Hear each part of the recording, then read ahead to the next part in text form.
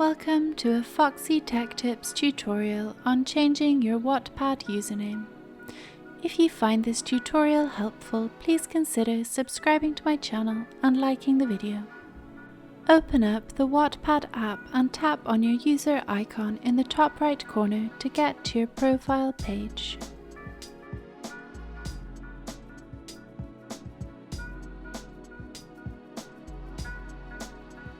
Then tap on the Settings cog from the top right corner of your profile page. Tap on Account Settings. In Account Settings, tap on your current username. Then fill in your desired username and your password and tap Done.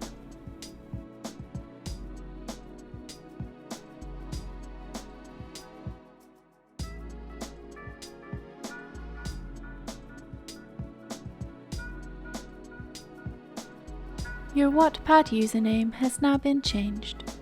And that draws an end to this tutorial. Please like the video if you found it helpful, and subscribe to Foxy Tech Tips for more Wattpad tips and tricks.